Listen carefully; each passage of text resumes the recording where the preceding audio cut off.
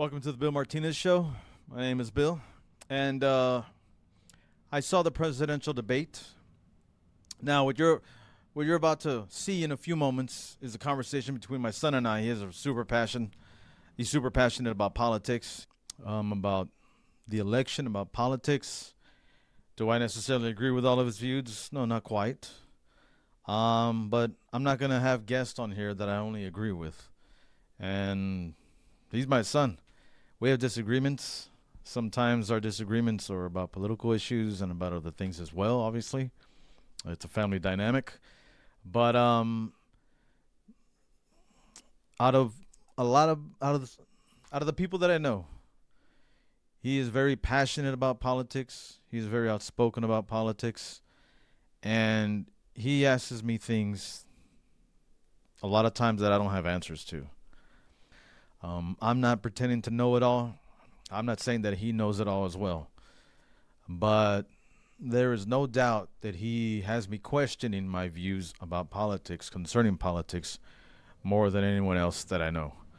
I appreciate his passion. I appreciate his love for politics. I don't love it like that, but I appreciate the fact that I appreciate the fact that he's passionate about politics, and so that says a lot to me. And to me, that shows that he cares about the direction that this country is going and this world is going, and that is saying something. And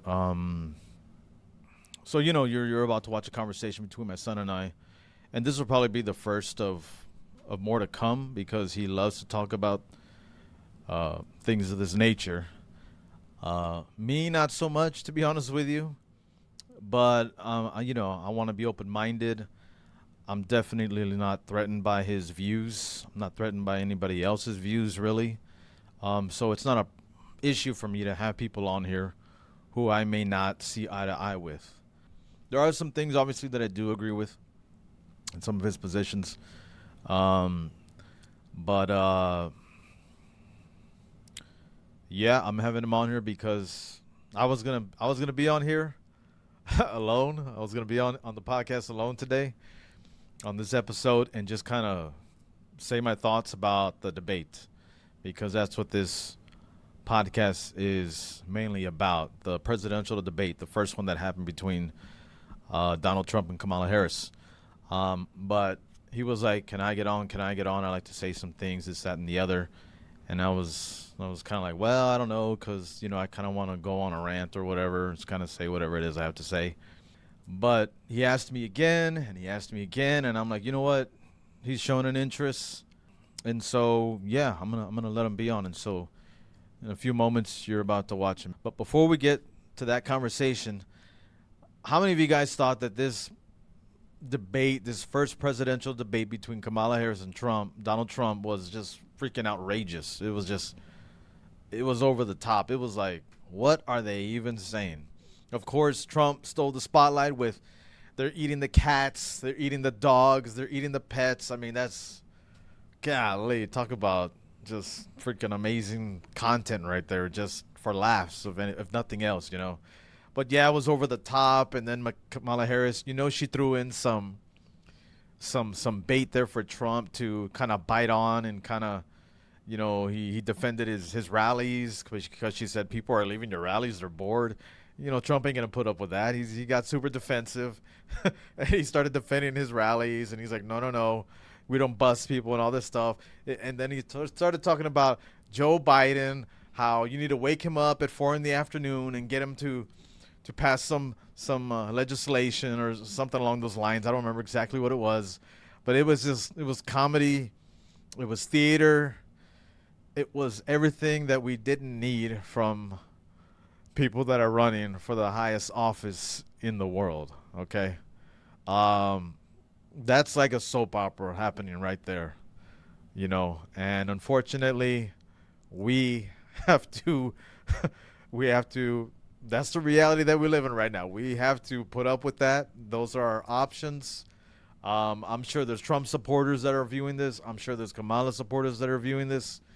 If you find throughout this conversation, throughout this podcast, this specific episode here, that my views and my son's views don't align with yours, it's all right. No big deal. No big deal. Go ahead and leave your comments. Go, just don't hate, but go ahead and leave your comments. I disagree with this. I disagree with that. It's all cool.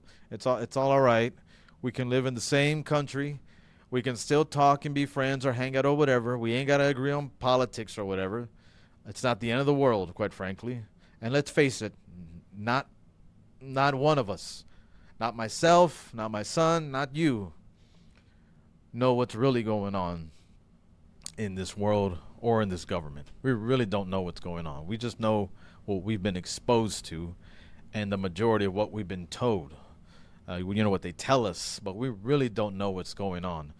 And so with our perspectives, with our different backgrounds, with our different upbringings, depending on the environment that we grew up in, we're most likely going to have different politics. But that's okay. This is supposed to be a country that's built on having different views and people still getting along. And if it is still that country, which I hope it is, free speech, then we should be able to embrace one another without hating each other just because we don't agree on politics, all right? But I think we can both agree, hopefully we can all agree, that debate was, oh man, it was theater at its finest. Hopefully you had your popcorn. And just know that they both lied. And I did a lot of fact checking. I printed the transcript, the 33-page transcript, because I didn't want to get lost in the jargon of nonsense, okay? I didn't want to get lost in the souffle of bullshit that they put out there, the both of them, okay? There is so much nonsense that was said that night that didn't benefit no one. It was just theatrics, smoke and mirrors. All right, guys. So hopefully you enjoy the podcast that you're about to watch. And, I want to thank you for your support. Don't forget to like, subscribe, share, follow whatever platform you're watching this on. Spread the news. I appreciate your support of this podcast. Thanks again, guys, and hopefully you enjoyed the conversation my son and I had. All right, welcome to the Bill Martinez Show. And got a guest with me here today, my son Caleb Martinez. What's up? My oldest son. And today's episode, we're going to be talking about, I guess, the debate that happened 2 weeks ago, the presidential debate between Trump and Harris. So give me some of your thoughts. Okay, I want to preface this. He's super into politics, like very informed, I think, very aware of what's going on. And so I was kicking an idea around with him, actually. And so now we're doing this podcast today. Mm-hmm. So anyway, share some of your thoughts, or if you want, you could share some of your history about, maybe not too much, but a little bit of your history, just so that way people understand, like, your history with politics or whatever, Just like a brief overview? Yeah, kind of a brief overview. Okay. Well, I first got into it around the time when Trump first ran. I wasn't really politically aware before that. This was around 2015. I had just turned 14 years old. And you were, at the time, very big into politics. Yeah, I was. You remember you talked a lot about Trump. I remember listening to conservative talk radio on the way to and from school every day. That's the only kind of radio there was talk-wise. Yeah. To be fair. Yeah. But I remember, you sort of becoming very politically engaged at the time, and that transferred over me, I guess, to a bit. I became very interested. I remember once I started school, every day, first thing I would do once I got to, like, computer science class or whatever, I'd go to Google News, I'd read, like, the top 10 stories, I'd go to Real Clear Politics, I'd check the polls, I'd watch the Republican debates. I was very interested. And at the time, the school I was in leaned more progressive, so I felt somewhat contrarian, going against everyone's beliefs at the time. Progressive. Well, I guess Remember? there was a lot of Bernie supporters. I'll just say Okay. that. A lot of Okay. Bernie. It was mostly Bernie with some Hillary supporters Okay. as a student. Okay. There were some Trump supporters. Actually, I don't really remember that many. But Republicans, But yeah, and that went on for about a year or so. And then I changed schools. And Trump got elected. I wasn't around so much as a contentious. I didn't feel like so much politically challenged anymore. And, this was after the election cycle, so the news had died down a bit. And I sort of went into a bit of I guess you could say like hibernation mode. I was politically Okay. hibernating for about a year. I really wasn't super involved. But I had always, Was this like the first year Trump was in office? yeah, 2017. Okay. But even before this, I remember when we were both Trump supporters. You remember you talking about Bernie, the way you would talk about Bernie. You didn't believe in his policies, but I remember you felt he was a genuine person. I remember you felt both Trump and Bernie were actually genuine and that they really cared for the everyday working people. And I don't know about everyday working people. I just felt like they cared about America. yeah, okay, Overall. America. And Yeah. Bernie, he wasn't a Democrat. He had only joined. He was an independent for decades, and he had only joined the Democratic Party to run in the primaries. And Trump wasn't a Republican. Yeah, he had been a Democrat, and then he had been independent, and then he had been a Republican. Mm-hmm. And so, there was always that in the background. And then, I guess come around 2018, I started getting more interested over again. I started, exposing myself to a lot of more, I guess you could say, progressive, more liberal, more left-wing ideas. And I remember one day watching this Noam Chomsky documentary on Netflix, basically just going over the structure of the economy and how it mainly almost exclusively benefits the wealthy elite, and how over the past few decades the economy had been transformed to service their interests even more. And I remember that being sort of a very eye-opening experience. I had sort of begin to see society and the economy and politics in a whole new way I never have before. And that exposed me to, that way of thinking that I had never thought about before. Mm-hmm. And then I slowly transitioned from a Bernie supporter. I never became, a liberal. I never, throughout my whole political transformation, I can say I never liked liberals. I always thought they were condescending. But I was never like one of those liberals. But I sort of transitioned, I guess, from a Trump supporter to sort of kind of really nothing, then sort of emerging again as a Bernie supporter, and then identifying with Noam Chomsky's beliefs, and then sort of transitioning into what I can call myself. I don't know.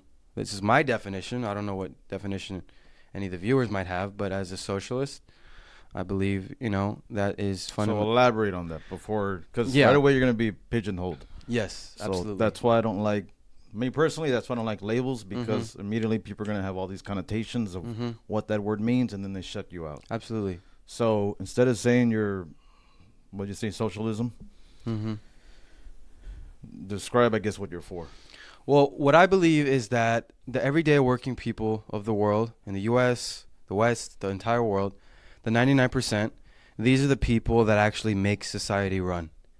These are the individual workers, people who work in factories, teachers, nurses, doctors, bus drivers. These are the people that make the world run. I don't believe it's the wealthy elite. I don't believe that they somehow are ordained by a higher power. So they make it run, but you believe that it shouldn't be that way, that the elite should not No, yes. have that kind of To control. try to be more succinct, I believe you have a very small handful of people, of billionaires and international corporations that control the way our economy, our global economy run. And I believe that power should instead be in the hands of the 99%, the people that work for a living, the people that don't leech off of society, but the people that contribute And I think if these people are putting their blood, sweat, tears, their life into their work, they should have control over that. I think, if I were to sort of put it in a phrase, I think we should bring democracy into the workplace. I think it's the workers that make the world go round, and I think it's the workers that should be in control over their own destiny and over the economy. I mean, we have all this talk in our Western society of, democracy, democracy. That only refers to political democracy. I think we should have democracy in the workplace. And yeah, I guess that's sort of quick, not the best. Quick overview. Yeah. Okay. Okay. Anything else you're for as far as like the things you believe as far as, I don't want to use that word because I want people to be receptive to understanding what you're for. Mm-hmm. Workers should have more of a say so, Mm-hmm. not a much larger say so. Any other ideas? I guess the big thing is I would call myself very much so anti-war and anti-imperialist. I don't think Anti-imperialists. Elaborate on that. I don't think imperialism or colonialism ever went away. I think a transition from more so direct control, boots on the ground, in colonies over the world to more so economic control. We've told these countries how to set up their economy. We've put in our own leaders. We've gone overseas with all these wars. We've had how many coups, how many election interferences, basically setting up most of the world to be an economic colony. And I think that should end 100%. But also we have, direct wars where we are directly supplying arms, weapons, munitions, training, intelligence sharing, and actual boots on the ground in places where I don't think we belong. And I think most Americans will agree with that. I mean, Less American interference overseas. Yes, we should be. I mean, the total defense budget's somewhere around $1 trillion. That's $1 trillion. And I think we should be using that money on our own people here. We have potholes, crumbling infrastructure. We have, compared at least to the rest of the developed world, we have poor healthcare outcomes. So many people don't have health insurance. Education's getting expensive every year. Housing's getting expensive every year. And we need to invest in our own people instead of trying to tell the rest of the world what they should or shouldn't be doing. And that's sort of, I guess, how I would try to summarize that. And okay, excellent. And so the way I would, and you've known for a while how I feel about America getting involved in other countries like that. Mm-hmm. And the way it was easy for me to understand, to be honest with you, was how would I like it if a foreign country came over here and told the U.S. what to do Mm-hmm. and interfered with our elections. I Mm-hmm. mean, so if America was throwing a fit over what they believed Russia to be interfering with the election, how would we feel about it as a country if if other foreign countries were really trying to interfere Mm-hmm. with what's happening here, like severely trying to interfere to where it affected our economy, just affected everything. Mm-hmm. And so would I want another country to interfere with us? No. And so if I put myself in another country's shoes, do I want a foreign country to interfere with my country? The answer is no, also. So, great. Hopefully you guys understand kind of his background, from a Trump supporter to a Bernie supporter to kind of neither of those supporters. But I'm not going to rephrase what he said. He said it pretty well. So, back to the debate. Okay, now you guys understand where he's kind of coming from. So this debate happened about 2 weeks ago. Mm-hmm. You saw the debate. Yes. I finally got to see the entire debate last night. And I took my time with it because what I actually did was I printed out the transcript because I didn't want to get caught up in all the fluff because there's a whole lot of fluff. Tell me what your thoughts about the debate. I mean, I'll give my thoughts on the debate and debates in general. I think these are mostly, I think it's theater. I don't think these are a way to, this is a medium that these politicians use to actually try to convey what their policies are for the American people and how that would affect everyday people's lives. I think it's just mostly rhetoric. I think it's, like I said, theater. It's just a show. It's something that, they people they'll put on as a distraction that doesn't really have anything to do with the how it'll impact our lives. Like, it's mostly just, like you said, fluff, rhetoric, mostly lies, I believe, on both sides. I mean, but that's how I think about debates in general, and I guess I would apply that to this past debate. I mean, both candidates lied. I think both candidates lied damn near about everything. It was on a more of a liberal mainstream media outlet, so obviously they were only calling out Trump's lies and not Kamala. But I think if it was on a Fox News outlet, or a Fox News, like a conservative mainstream outlet, I think they mostly would have been doing the opposite. They mostly would have been calling out Kamala's lies, which she has done many times, and not Trump's. But overall, I mean, they both lied. They both avoided most of the questions. They both gave a lot of fluff, a lot of filler, and they really didn't lay out much policy positions. Yeah. And I think that's really what most Americans would actually care about if you asked most people. But Yeah, so I wanted to print out the transcript because after about 5 minutes of watching the debate, I started to realize, oh man, there's smoke and mirrors over here. And so I printed out the transcript. The transcript, it's every single word that everybody said. It was about 33 pages long, and so it got to a point to where it was better off me reading the thing instead of me listening to them, because it really is theater when you watch them. It genuinely really is theater, because there's a question that the moderator would ask Kamala, or Kamala, how do you say her name? Kamala, I don't know. Kamala Harris. I don't really.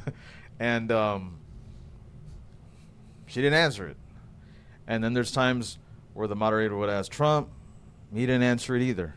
And so it was, and then if there was an answer, it occasionally, when there was an answer, it was maybe a one sentence statement, not really going into it, just a bunch of mudslinging, a bunch of storytelling, but there was no substance at all. Absolutely no substance at all. And I couldn't believe it. And so what I did was, and I did fact check, I got to say probably 90 to 95% of the things that they had said. I took my time with it. I was like, is this true? Is that true? Is this true? There is lying on both sides. I will say that, no doubt about it. I will also say, from the fact checking that I've done, Kamala Harris was lying much more than Trump. Honestly, I was surprised. I'm not gonna lie. I thought Trump would have been guilty of more lies, but some of the things he did say are actually true. Obviously, not the cat and dog thing. There's people are eating cats and dogs. That's actually not true at all. I fact checked that as well. But anyway, back to what I was saying. So I printed out the transcript, and I was like, okay, let me just include substance, like. Stuff that actually matters to the voters. Yeah. It went from 33 pages down to about a page. Doesn't surprise me. At best. Yep. At best. And I couldn't believe it. I'm like, oh my God. And so that just blew me away as to how much that was a charade. And I think, there should be a different way to get these ideas or the policies out of people that are running. But will it bring ratings? I don't know. I know theater does. And let's face it, it's a company. Those news networks are businesses, and they run off of money. And so they love Trump saying they're eating cats and dogs. They love that stuff. They love any. And it's funny because though they both lied, Trump's lies are the loudest. You know what I'm saying? Yeah, I think they're the most outlandish. Yeah, so they it's get the like- most media attention. Yeah, absolutely. It's over the top, and so I mean, it's great comedy. There's no doubt great comedy. But yeah, there wasn't much. There wasn't. I was honestly, I was kind of disappointed because I'm like, I didn't realize that there was that much theater in those debates. Mm-hmm. That's what I was disappointed about. I was like, wow, like it's really a bunch of fluff, a bunch of nonsense, a lot of wasted time. Mm-hmm. And the only one that won was the one that looked better that night. That's about Mhm. it.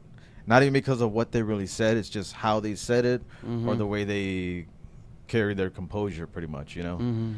That's the one who won. Whether what they said was true or not doesn't matter. Mhm. It's all down to a popularity contest now. It's not even they got better policies. Now, one thing I do want to say this, and I want to get your take on this. And we talked about this about a week or so ago. Mhm. I'm in private. But the moderators, and see, the reason why I'm going to bring this up is because less people, I believe, know about Kamala Harris than Trump. Trump has been out there. Trump is outspoken. He's been running for 8 years or however it's long. He's been in the spotlight for an extremely long time. Kamala Harris has not. Mhm. One of the things that the moderator did ask Kamala Harris was, so you're against fracking. You were, is that what they said? No, something along the lines of you changed your policies. Before Yeah. you were for this, and now you're for that. Can you maybe elaborate on the things she was for, or you maybe don't know? What do you mean, like? How she's quote unquote flip flop. Oh yeah. Well, I mean, back in like, okay, so I think she was a senator from California under the Trump administration, and for Democrats, it's a lot easier to You mean during the Trump administration? during the Trump administration. And if you're a Democrat or a progressive Democrat, it's a lot easier to appear more progressive as a way to garner votes when there's a Republican in the White House, because even if your rhetoric is more progressive to get more votes, and even if you vote, on more progressive lines, you're not gonna that doesn't have an effect on policy because you're in the minority. You're not gonna change things. You're in the minority, so it's a lot easier. You have more room to appear like you're more radical, like you want more change. To benefit Yeah, the voter. yeah. I mean, like I Okay. guess sort of along the lines of like Bernie type supporters, because that is a growing coalition, in the Democratic Party and among the Democratic voting base. Mhm. So it's easier to appear more progressive and radical as a way to gain votes, right? But when you're actually in a position of power, when you actually have the capability and authority to implement those things, that's when you see all these Democrats show their true colors, which are just mostly maintaining the status quo, just along with Republicans. So when you're saying when they get into a position to where they can actually make change, that's when they fall in line with what's been laid before him. Exactly. And that's why Kamala is now pro fracking, because I don't think she was ever against fracking. I think she just said that to gain votes within the progressive base. And now that she's in a position of power, she's against fracking. And also with immigration. She's saying all this stuff, abolish ICE, kids in cages, yada, yada, yada. And now she's in a position of power right along there with Biden. They're still putting kids in cages. They're still, she's still doing all this border rhetoric, this migrant rhetoric. She still keeps talking about this border bill that it was bipartisan. Her and the Democrats and Republicans were in support of it. And then Trump told the Republicans, no, shoot down the border bill so we can run on immigration issues. But yeah, I mean, all these issues, I mean, a lot of the people I've talked to, they thought the whole debate sounded conservative to them. I mean, Kamala, she was running on being tough on the border, tough on migration, tough on our foreign adversaries, talking about us having the most lethal military in the world. She said that 2 times. Once. Who do you think was talking tougher on, like, military talk-wise? Do you think it was Kamala or Trump during the debate? I do think it was Kamala, in my opinion. Like, she seemed more like Yeah, I think more pro-military Kamala seemed than more Trump, at least during the debate, I'm saying. During the debate, I mean, I think they were both trying to outflank each other on how pro-military they are. Okay. They're saying, I support the military more than you. No, I support the military more than you. No, I support Israel more than you. No, I support Israel more than you. Trump was saying, when Kamala gets elected, Israel will be gone in 2 weeks. Mark my words. I hope it's not true, blah, blah, blah. She hates Israel, blah, blah, blah. And it's like, the Biden administration has given like $20 billion to Israel since he got elected. I think more than that now, probably closer to $40 billion. And that's the Biden-Kamala administration, the Biden-Harris administration. And now she's running on continuing that legacy. So they're both trying to outflank each other on almost everything. And about the only progressive thing that I heard Kamala speak on was abortion. And, like, under which administration did abortion get overturned? It was under the Biden administration. Sure, it was Trump's Supreme Court picks, but there were plenty of things Biden could have done, and he didn't do. Can you name a few of those things? Yeah, a couple of things. I guess to go a little bit, I will speak on the Biden administration. I just want to briefly say, a lot of people will say, well, Biden didn't have the Senate, Biden didn't have the House, Biden didn't have the Supreme Court, blah, blah, blah, blah, blah. He couldn't do this, he couldn't do that. Okay, let's rewind back to 2008, 2010. When Obama got elected, he got us a supermajority in the House and the Senate, meaning they have over 60% of the total seats. He could have easily passed a federal abortion law, enshrining abortion, like federally.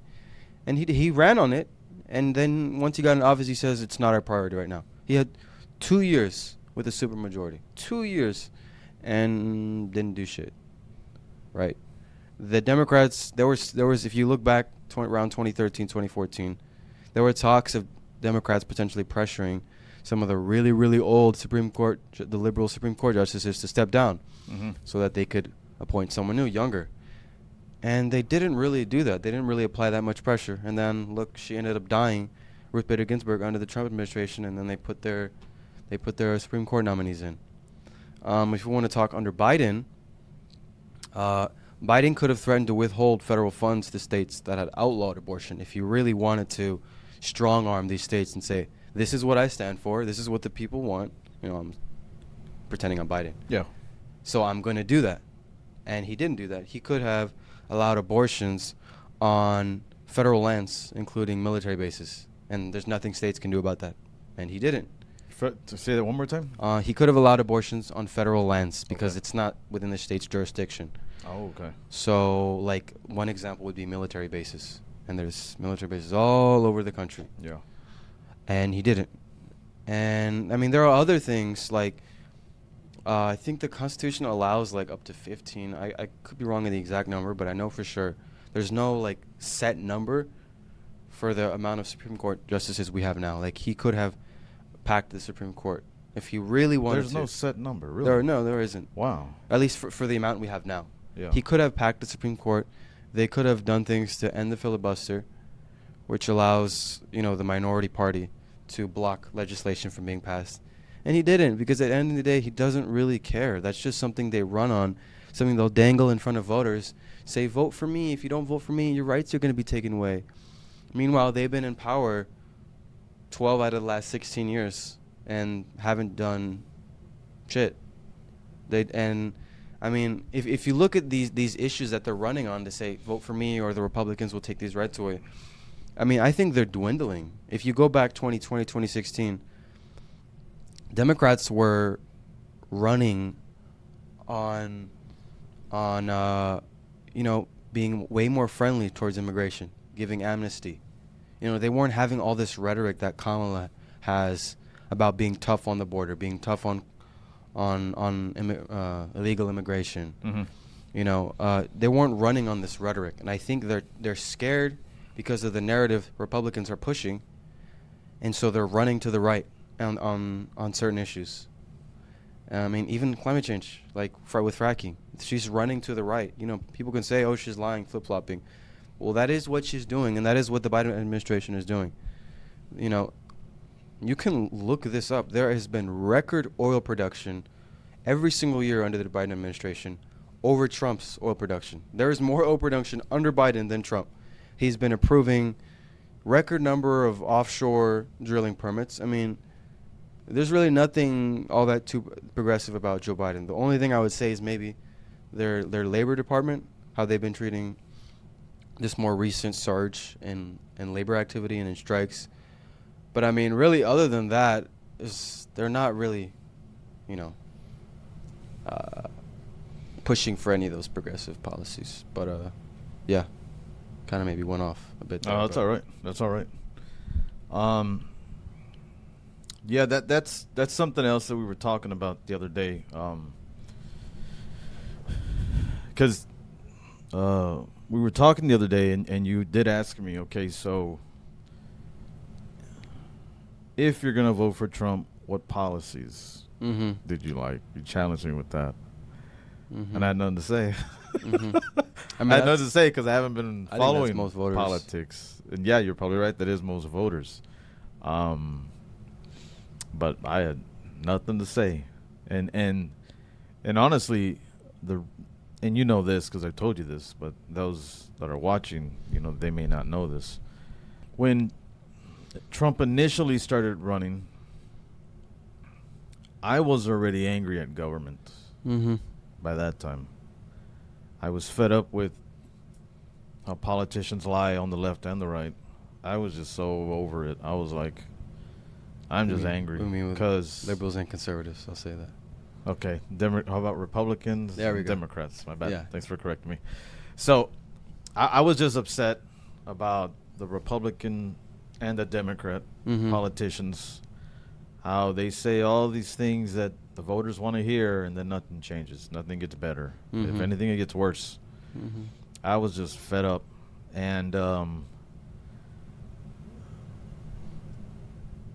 obviously, I wasn't the only one.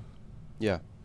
There's no doubt about that, because when Trump started his campaign, me personally, the reason why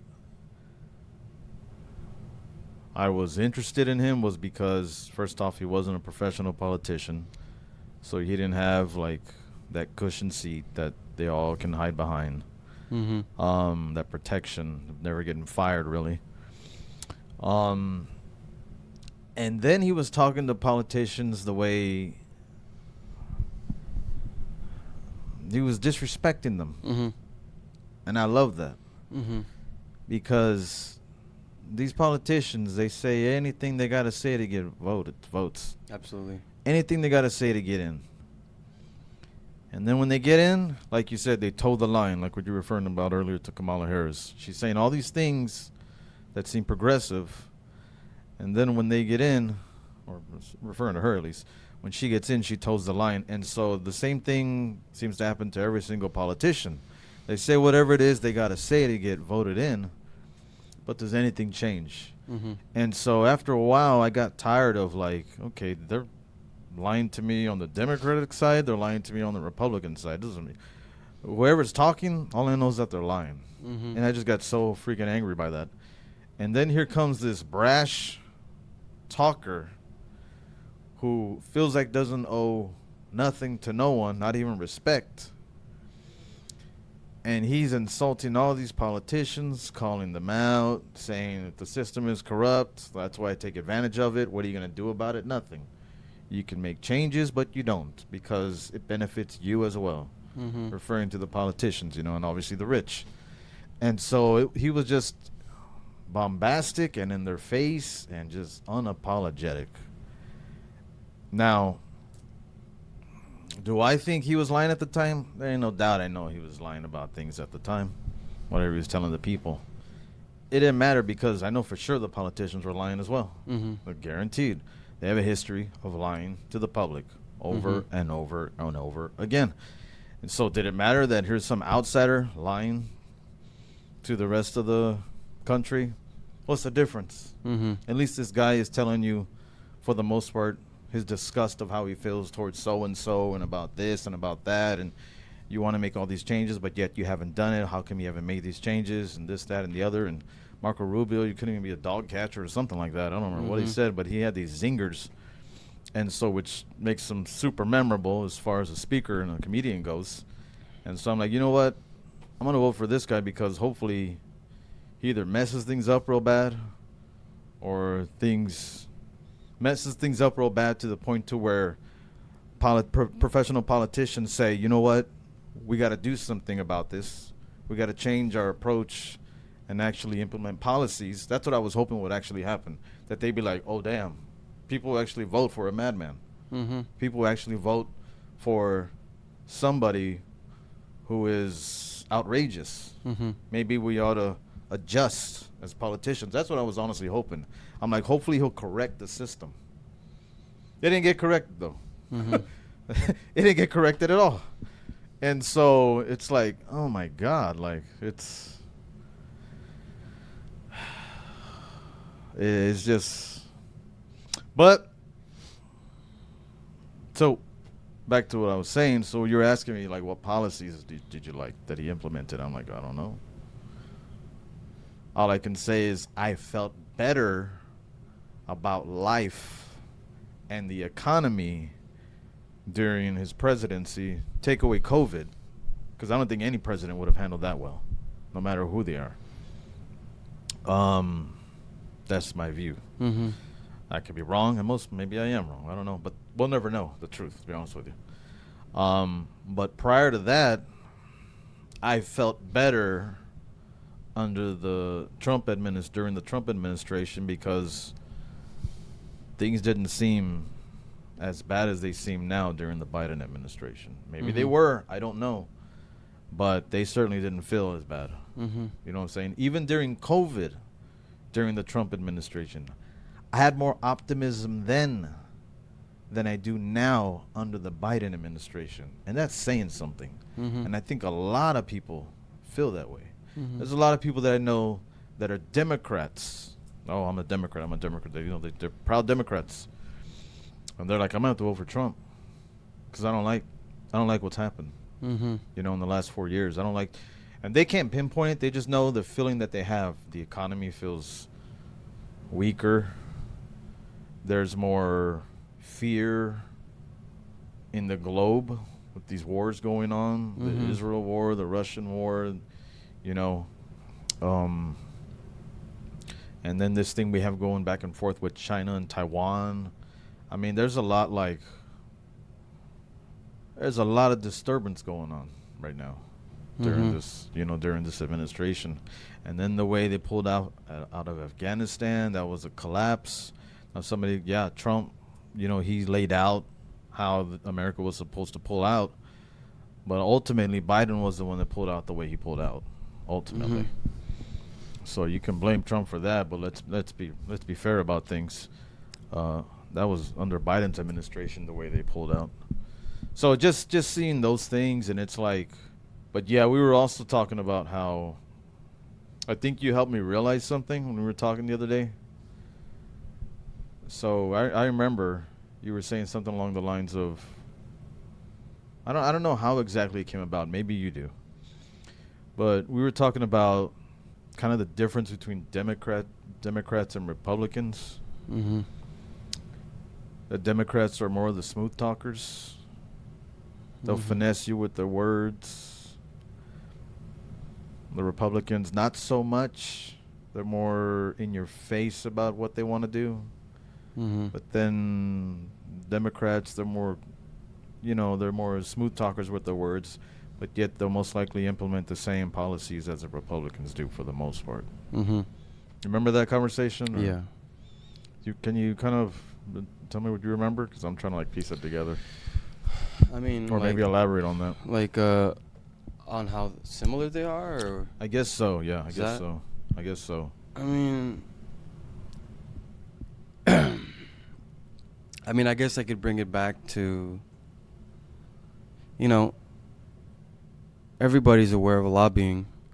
I remember when I first became politically engaged back 2015 when I was 14 years old, learning about lobbying. I was like, I literally could not believe it. I'm like, isn't this just corruption? And explain what lobbying is for those that haven't lobbying done any is research on when it's basically corruption. There's just a middleman. There's just the person called the lobbyer. So it's not like a direct corporation or billionaire going to a politician. There's a lobbyer. So it can be a corporation or a billionaire Just wealthy hiring donors. somebody Yeah.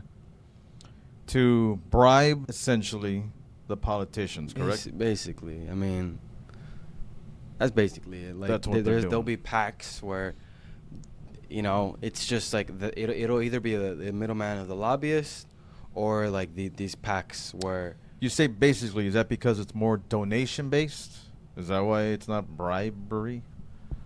Like what separates it from bribery? Because I don't know, like American arrogance, I guess. We call other countries, they have, like in Russia, they have oligarchs. We have entrepreneurs. You never hear no American billionaires being called oligarchs unless you're in certain circles. You're right about that. But when you hear about Russian billionaires, they're oligarchs.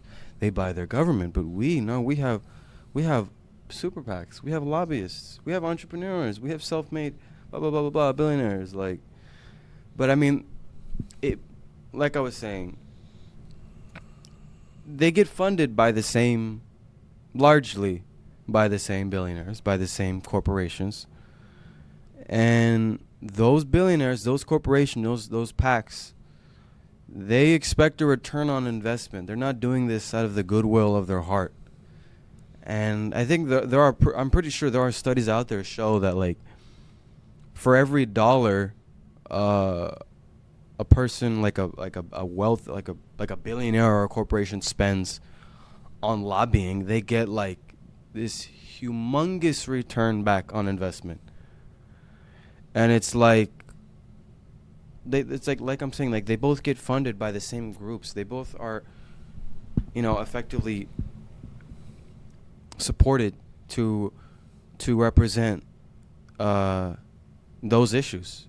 Mm-hmm. A lot of people feel like our political system is broken, our economy is broken, and I disagree. I fundamentally disagree. I say that it's working exactly as intended. The rich keep getting richer. The corporations keep having record profits year after year, and they're happy. And that's how it's supposed to work. That's the whole function of the economy, is to make the wealthy and the corporations more profit every quarter. Every quarter there's supposed to be more profit. And that's largely what's been going on. And they're not making that profit and money out of thin air. That profit and money is being directly extracted from the pockets and the wallets of everyday people, of everyday workers. And it's like there have been, these shifts in administrations, Democrat, Republican. I mean, it's like America's largely been on the same trajectory for decades, despite flip-flopping between these two administrations, and it doesn't really change. I mean, you want to even take it a little bit beyond that. They go to each other's weddings. They're part of the same. They're part of the same fraternities. They're part of the same. They go to the same elite universities, elite Ivy League schools. They're in the same social groups. They're all buddies with each other. I mean, you could find photos of the Clintons and the Trumps going to each other's weddings, or the Obamas, or they're all buddies with each other. It's just for show. I mean, it's just theater. Yeah, exactly. It's just more theater. And I guess also to speak a little bit on earlier what we were talking when you asked about, Kamala flip-flopping. Trump has also flip-flopped. He used to be a Democrat. That's true. For decades, a Democrat. And it wasn't until very recently before he ran back in 2015, just like been a couple years when he registered as a Republican. Mm-hmm. So, I mean, it doesn't really make a difference. If you ask me what the difference is, I think I would categorize it into two sections, two areas. You have foreign policy and domestic policy. Foreign policy, I think they are 100% identical. Domestic policy, I think Democrats are like 95% as evil as the Republicans. But functionally, they can't exist without each other. So maybe the Democrats are 5% less evil, but when they both rely on each other, they're basically the same in terms of their impact, their negative impact at home and here in the U.S. and abroad. So, I mean, I don't know if that answered your question, but Kinda, sorta. mm-hmm. There's not much difference. In other words. Yeah. Yeah. Mm-hmm. Yeah. It's back to theatrics. Whoever puts on a better performance is most likely who you're gonna vote for. Mm-hmm. I guess essentially is Yeah, what it comes down and to, right? I think and I mentioned like a study, like over 90% of politicians who win their elections are the ones who had the most fundraising money. So whoever receives the most from Lobbyists, super PACs, they win. It's elections bought and for by the rich. Pretty much. Okay, that's what it Mhm. comes down to. It's whoever spends the most amount of money on the horse that they want. Mm-hmm. That's the horse that's gonna win. And if I want to elaborate just a little bit more, I would say there is some difference. I don't think there's no difference. I think what we have now, everyone likes to say we have this democracy. I don't, and by that I think most people mean a democracy for the American people. Maybe they think the system's become flawed, it's gone astray. But I think from its inception, from America's inception, we have had a democracy, but it has been a democracy exclusively for the rich. The rich get to decide how the country runs. The rich get to decide what direction the country goes. And within the uber wealthy, within the ultra elite, there are different factions of ideas. There are different ways some of them may want to go. You have the more conservative billionaires who think that there should be less regulations, who think, there should be less taxes because they don't care. They may necessarily not care if that, increases frustration and resentment. But then you also have a group of the billionaires who are like, well, hold up, like, don't get me wrong, like, I want to be a billionaire. I love my money. I want to keep amassing my wealth. But if we get too wealthy, then these poor savages might rise up with their pitchforks and torches and get a little too resentful, might come for our heads. And so you have, I think they both of those factions work together to maintain their power. When there's increasing resentment because of built-in features of the system, you have more so, we've seen historically, like with FDR, back with the New Deal after the Great Depression, we had all these new social programs. And that was because there was revolutionary activity all over the world threatening capitalism, including here in the U.S. There was revolutionary movements. And they were looking at these movements and going, well, like I said, like, we want to maintain our power, but we don't mind giving them a couple of breadcrumbs if that means they don't overthrow us. Right? But then when after, you had decades of New Deal policies being implemented, from like the mid-30s to the mid-70s, after that, then you had people feeling like they had a little too much power within the system. Because that's when you see around the early mid-70s to the 60s, you see the rise of all these social movements. You see the rise of racial equality, movements for racial equality within Black America, within Chicano America, for, gender equality movements. You see environmental protection movements. You see all these mass anti-war movements. And there are these documents. There's one called the Powell Memorandum. He was a Supreme Court justice at the time. And then there's another one called the Trilateral Commission Report or something. And they're basically outlining, like, there is too much growing political consciousness within the population. It's putting too much pressure on the system, and we have to systematically take that power back. And that's exactly what's been going on since the mid-70s for the past 50 years. They've been rolling back regulations. They've been rolling back all these social programs. They've been cutting taxes. They've been cutting taxes for corporations It's been a systematic rolling back of all the little gains that people had made. And I mean, yeah, I mean, you could look at these documents, not like conspiracy theories or anything like that. Like, they're out there. You know, this was a Supreme Court justice. And I think when you realize that the rich, they have always had class consciousness. They are very much so aware of their class position, and they work together to maintain that class position.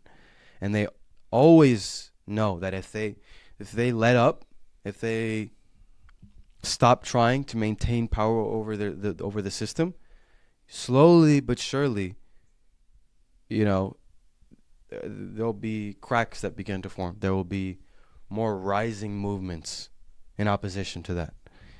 And I think what we need more is, you know, well, the rich have this class conscious. They're aware of their class position. We need to have workers. We need to have the 99% aware of their own class position. And we need to have solidarity amongst the working class. And we need to, you know, I don't want to get too much into that aspect, but I guess well, I don't know. I've kind of lost my train of thought. I don't want to go too too much into that unless you want to ask about that. But no, probably another. Yeah, episode. maybe that's for another episode. Yeah. But just Okay. know your class. Know your class. That's right. All right. Well, I don't know if there's anything else you want to talk about, election-wise or Trump-wise or Kamala-wise or whatever. I don't know if there's anything else you want to bring up, Philly, or before we wrap it up. I mean, Who do you think will win the debate? Who do I think? I mean, like, again, I'll say I don't like Kamala. I don't like Biden. I don't like Trump. I don't like Obama or Bush or any Clinton. But I do think, unless you're a hardcore Trump supporter, or I guess a Trump supporter, and you've been consistently a Trump supporter, I mean, I think Kamala won a little bit. Like, I think she eked out a victory. I think she poked at him. I think she baited him plenty of times. Yeah, he gave in to the traps. Yeah, and I was looking at his face, and it's like, it was looking, you know, he was looking very angry. As opposed to where when he's debating Biden, you know, he's like smirking, he's laughing a little bit, he's more upbeat. Because, yeah, I mean, if I was Trump, I would want to run against Biden over Kamala. Mm-hmm. But I do think Kamala won only because Trump's face on and aesthetics. expressions. But who do I think lost? Yeah. I think the American people lost. I'll say that. No doubt about that. American people lost. No doubt about that. Nobody's gonna gain from either of them, I believe. Yeah. Yep. Mm-hmm. I was gonna talk on some things about some of these fact check things. I mean, I'm down. From the a couple of them. I just think, I don't know. Okay, like I mentioned. Okay, real quick. Like I mentioned, that wasn't true about they're eating cats, they're eating dogs thing. Mm-hmm. One thing was interesting to me. The very first question was, do you believe Americans are better off than they were 4 years ago? Do you remember Kamala Harris's answer? I remember her beating around the bush and not really answering the question. Her only answer pretty much was, what I intend to do is build on what we know are the aspirations and hopes of the American people. Mm-hmm. She didn't even answer it. No. And she's part of this administration. Obviously, Trump believes things are worse. What else is he going to say? I mean, I think most people believe that. Yeah, but most people feel that way. Well, could I speak a little bit on that, just inflation, just briefly, or no? Sure. Just to speak on inflation, because that is, I feel like, what inflation and these recent rise of all these conflicts around the world, I feel like those are two big issues people have. Absolutely. But just to speak on inflation, because a lot of people will say, things weren't as bad under Trump. And to some degree, if we're talking about inflation, yes, there wasn't this inflation under Trump. But I mean, housing was still getting more expensive every single year. Education was still getting more expensive every single year. Healthcare was still getting more expensive every single year. Um, I don't remember all of a sudden all the potholes disappearing. I don't remember any of the 800 military bases all around the world disappearing. I don't remember anything about the military budget being reduced. I don't remember any of that. So there was that aspect. But to speak on the inflation under the Biden administration, a lot of people will say that it's because of government spending. That's why we have inflation, and that's why we need Trump, because Trump is going to reduce government spending. And to that I have to say, I mean, if you look, there are conflicting studies. There are studies that show the deficit grew more under Trump. There are studies that show that the deficit grew more under Biden. I mean, but it's largely, there might be a few trillion difference, but when you're talking about the debt, it's really not that much. So they're pretty much the same. But if you want to find out what the root cause of inflation and why I believe neither Trump or Kamala or Biden will do anything to fundamentally solve that, is, and there are studies, I think I sent you one, but there are more studies that show that a majority of inflation is due to corporate price gouging, is due to corporations taking advantage of the media narrative about COVID and weak supply chains and the conflicts in Ukraine and Russia, taking advantage of those narratives as a means to justify raising prices, to increase their profits. I mean, you look at all these companies, particularly back, I remember 2020, that's when gas prices really soared. Mm-hmm. I remember showing you a graph, and I could send this to you if you want to put it up or whatever. Oil companies had record profits by far in 2020. And that goes almost completely against the narrative that it's government spending. When really, when you look at all these companies in all different sectors. So if gas prices go up, that affects every single thing that's for sale pretty much, correct? Because Basically, it costs more to get anything it anywhere. from A to B. Anything anywhere. And I mean, you look, this is public info, like their profits were into the hundreds of billions among the top 5 oil companies. That doesn't sound like inflation to me. That sounds like corporate greed. And this isn't limited to the oil sector, the oil industry. You can go into grocery chains. Everyone likes to say, oh, but grocery chain profit margins, they're so small. They're only 1-2%. You look at these past couple of years, their profits have been going up. I mean, why are these companies, these corporations, they're making more money, and yet every year Americans' wallets get smaller and thinner because they have to spend more? Where does it go? It goes to line the pockets of these wealthy corporations. And I don't think that's why Kamala, why she's not going to do anything about it, because she's not going to fundamentally go after these corporations, and neither is Trump. Why would he do that? Trump is a billionaire. Like we were talking about, these billionaires having class consciousness. Trump knows his class position. Trump is, I mean, his Secretary of State, his first Secretary of State, I remember being shocked because I was still somewhat of a Trump supporter, was Rex Tillerson. I don't know if anyone knows who Rex Tillerson is. He was the former CEO of ExxonMobil. I don't know how that has anything to do with getting rid of the deep state or counteracting the establishment when that is like, that has been the dominant American foreign policy and American efforts all across the world to secure oil resources. Everyone, at least in my generation, I know, and a lot of people like to joke about America going to war in the Middle East, all these wars over oil. And yet the Secretary of State, who's in charge of all these foreign policy type things, is literally the former CEO of like the biggest oil company in the world.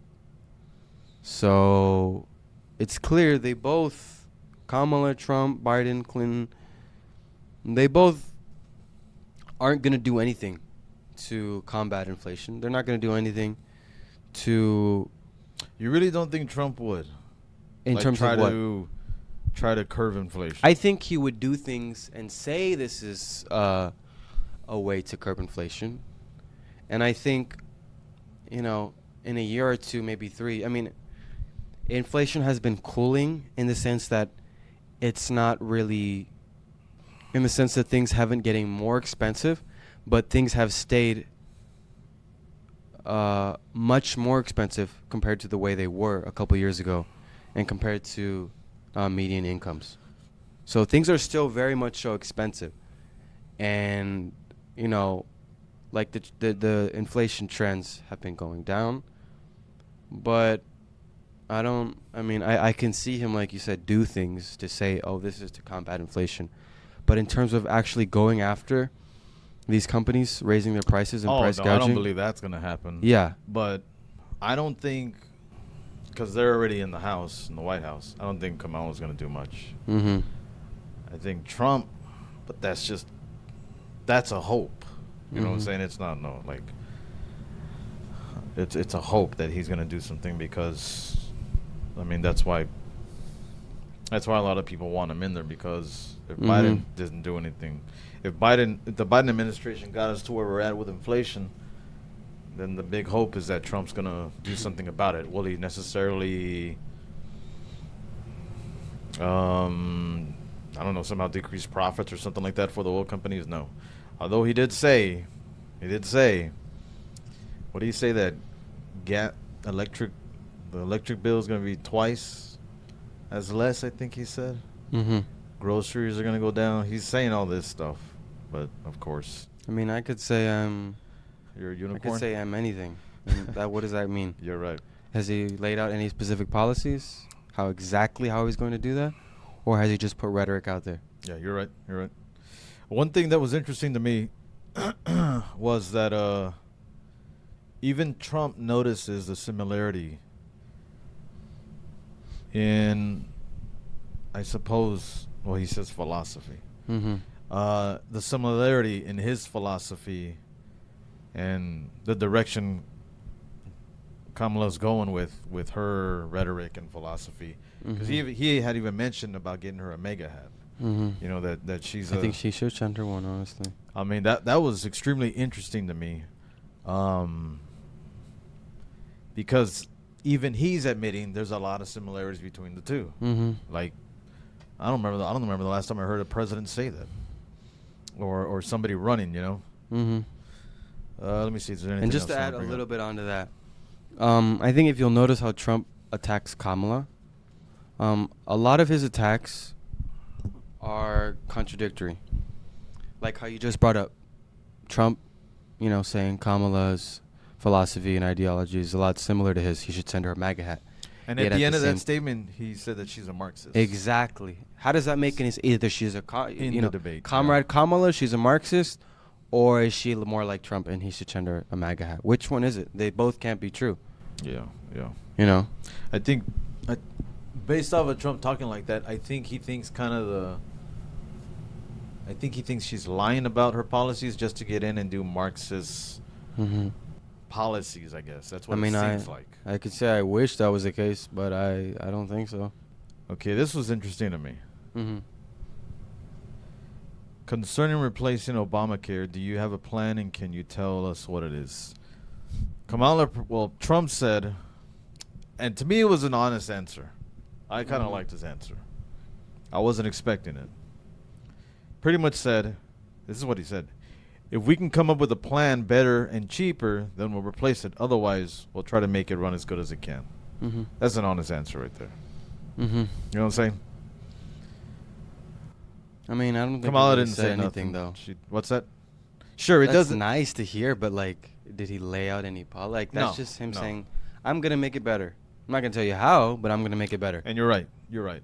And when the moderator questioned him on that, he's like, well, I'm not in office, so I can't really. Well, he was. They almost passed one, a healthcare bill. But by one vote, it got shot down by John McCain.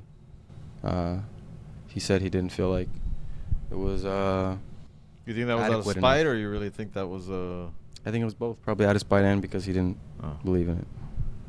Okay. Concerning climate change, What would you do to fight climate change? Kamala didn't give an answer at all. Mm-hmm.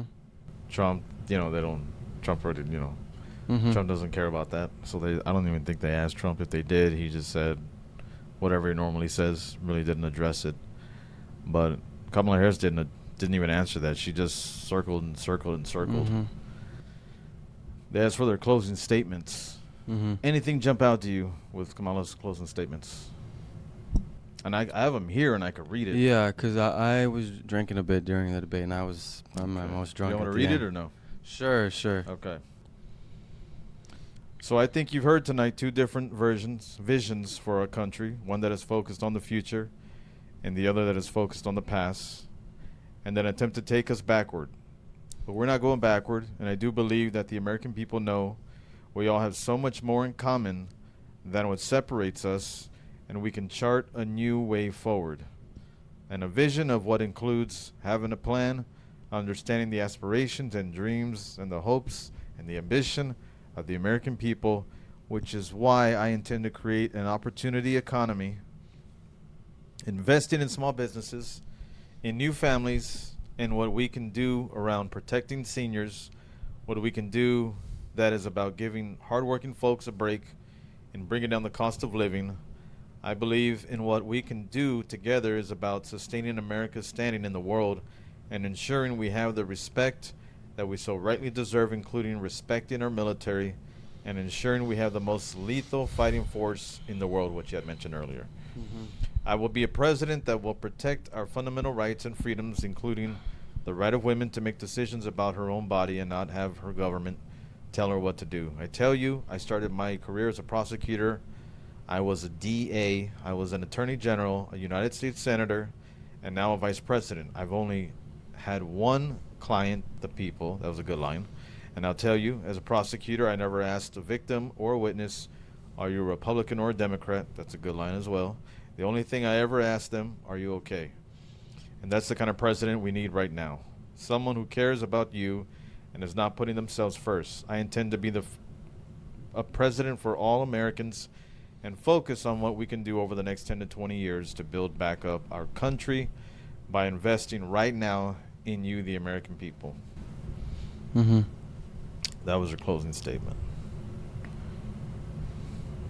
Did she say much? Nah. Nah, I mean, that sounds good. But That I sounds mean, good. every president says, like, That's pretty I'll standard, be a president right? for everybody. Like, Yeah. no, you won't. That's You pretty won't. standard. Want to hear Trump's? Sure.